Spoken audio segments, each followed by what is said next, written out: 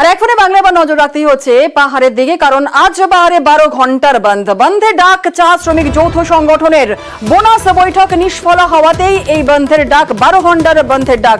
কিন্তু এই তাদের বোনাস বৈঠক কেন নিষ্ফলা হয়েছিল আমরা জানবো। আমাদের সঙ্গে রয়েছেন আমাদের প্রতিনিধি পার্থ। একটু জানতে চাইবো যে বোনাস বৈঠক হয়েছিল, সেই বৈঠক পুরোপুরি নিষ্ফলা কেন, এবং অবশ্যই জানতে চাইবো আজ সকাল থেকে 12 ঘন্টার বন্ধের কিভাবে প্রভাব পড়েছে, কি ছবি। এখন আমরা জানিয়ে রাখি যে পাহাড়ে প্রতিটি চা বাগানের শ্রমিকদের যে বোনাস তা 20% হারে দিতে হবে, এই দাবি কিন্তু রেখেছিল বিভিন্ন চা শ্রমিক সংগঠন। কিন্তু মালিকপক্ষ 13% উপরে উঠছে না।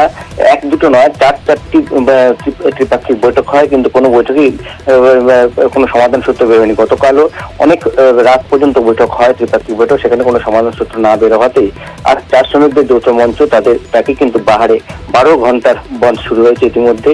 যে ছবি আমরা সকাল থেকে দেখতে পাচ্ছি, দার্জিলিং, কার্শিয়াং, কালিম্পং, মিরি সর্বত্রই কিন্তু বন্ধের প্রভাব পড়েছে।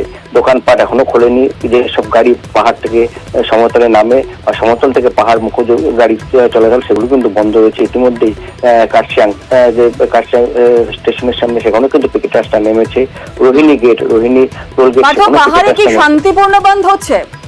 একেবারে শান্তিপূর্ণ বন্ধ, কেননা এই বন্ধকে সমর্থন জানিয়েছে পাহাড়ের যে শাসক অনিত থাপার বিজেপি, তার যে শ্রমিক সংগঠন, তারাও বন্ধকে সমর্থন জানিয়েছে। পাহাড়ের প্রতিটি আঞ্চলিক দল বন্ধকে সমর্থন জানিয়েছে। অনিত থাপা গতকাল রাতে এক প্রেস বিবৃতিতে তিনি জানিয়েছেন যে শ্রমিকদের পাশে তারা যেমন ছিলেন এবং থাকবেনও, এবং শ্রমিকদের এই দাবি, ন্যায্য দাবি 20% হারে পুজোর বোনাস, সেই দাবিতে তারা শ্রমিকদের পাশেই থাকবেন তারা।